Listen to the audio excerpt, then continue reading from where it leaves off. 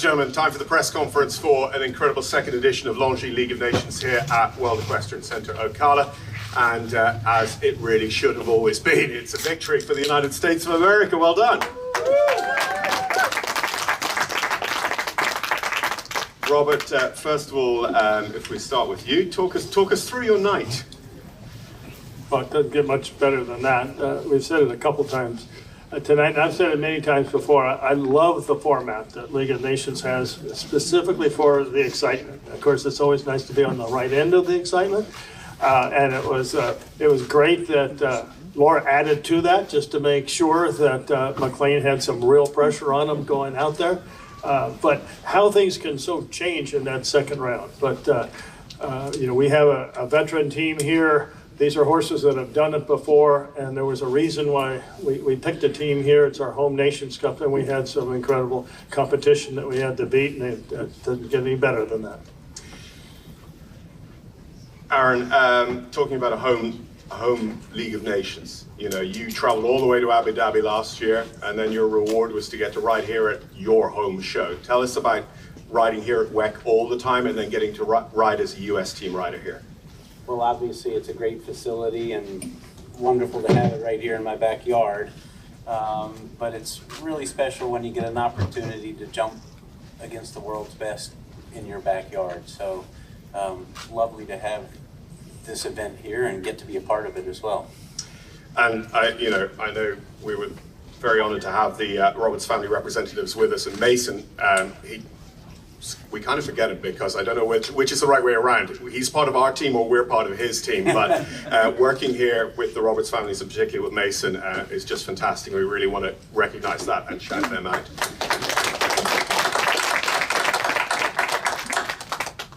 Lily, despite your team manager constantly referring to you as a veteran, tell me in other words how this week has gone, because my goodness, double clear in any team jumping competition. Yeah, I might need to invest in some new sunscreen. But I am really just incredibly grateful to ride for Team USA. Anytime I get to ride alongside these riders who I've looked up to for as long as I've ridden a horse is pretty. I'll share a really incredible sport, and it's wonderful to be able to celebrate it here and with a home win. Laura, for you, Dorado 212 was your Pan Am Games horse, you know, two summers ago, and that's, you know, those couple of levels below. Does this now make you feel, okay, we've really consolidated now at the absolute top of the sport? Well, yes. I mean, I think that he was out with an injury all of last year, so this is actually his first big event since the Pan American Games. So I'm extra proud of him for the performance he put in tonight. His first round was impeccable, and the second round I was really worried about my time because I was only 0.25 under in the first round, and I thought the place to make it up was to the wall, and clearly that was a bad idea. I apologize to poor McLean because we did it to him again. But he thrives on that. So anyways, the horse is just outstanding, and I'm so fortunate to have him. And thank you to the Roberts family and group. This is a magnificent event, and we're very fortunate to have it here. McLean, coming to you then with the double clear as the anchor leg rider, and not just anchor of your team, but of the entire competition, going last of those 8 teams. Is there any way you can convey to us at all what it's like in that moment, or is it just ice in your veins and focus? Well, I mean, I think the drama at the end is a testament to the format, as Robert said. You know, I love this 4 rounds to 4 horses, then 3 horses, and I think it makes for excellent sport and competition. You know, no matter how many times now I've been in that position, I'd be lying to tell you that it isn't filled with some nerves and anxiety, but you know, it's a little like a drug, I always say. It's killing you, but you need it, you know. And it's, you know, I was going down the ramp, and I held for a moment. And actually, when Sophie jumped it clear, I kind of got a smile on my face. And my thought was, you know, okay, game on. This is what we do. And, you know, you focus that. So that's what you live for. Tell us a little bit about Elex. He looked very springy in the ring. He gave you a couple of moments where you could have been here for the Western show. Yeah, I mean, he's always quite exuberant, particularly after the first jump. He has a habit of bucking. I'm sure it's a little bit of anxiety, a little nerves. The horses feel the atmosphere and the pressure like we do. But then he normally settles in. I had a fall early on in the season and lost a month right when I was going to get started with him after a break. And then he had a small little hiccup and lost another week. So, you know, we were a little behind getting going this season, but I think he's dialing in nice, and I'm thrilled with his performance. I'm grateful to have him and grateful to contribute to this team. Lily, if I could just come back to you, going back to sort of your double clear. What was the talk amongst your team in terms of your opinion of the course, your first takes on it, and then what did you maybe change and talk about amongst yourselves as the competition developed? So I would say going first is a position that I'm quite comfortable in, and my horse is incredibly conventional and reliable, so it makes sense for me to go early. It can walk the course, and it pretty much goes exactly to plan. And obviously McLean being my coach, he's the person that I rely on, and my teammates having so much experience, and you know, these are the moments that we live for, to ride as a team. So we kind of let each other do our thing, but we're always there if you need it. Between the rounds, to be honest, the only thing I changed was my ride to the water, because I didn't do that very well in the first round. Didn't do it great in the second round, but different at least. Yeah, I think that for each of us, I mean, we say that we're the veteran team. I'm not really compared to these riders, but the confidence riding alongside them that they give me makes me feel like, yeah, I can do this.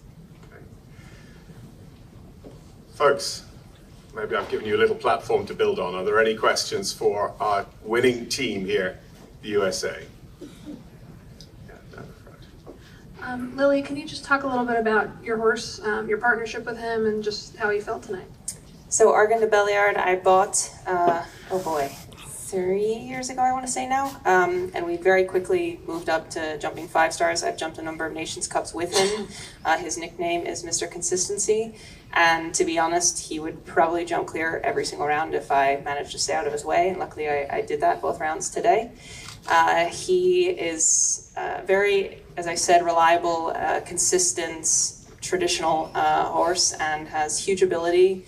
I would say that he, to be able to ride a horse that is so reliable is such a gift, especially when you have to jump 2 rounds and you have the lights the second round, and there's obviously immense pressure, which he just grows from.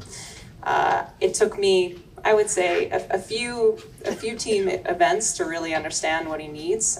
We have the horse incredibly fresh. Actually, in the amount of time that I've had him as he's gotten older, we just work him more and have him as fit as a racehorse.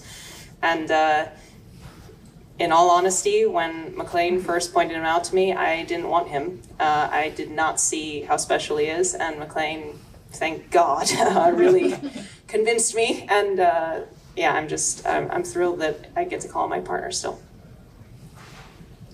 Nice question.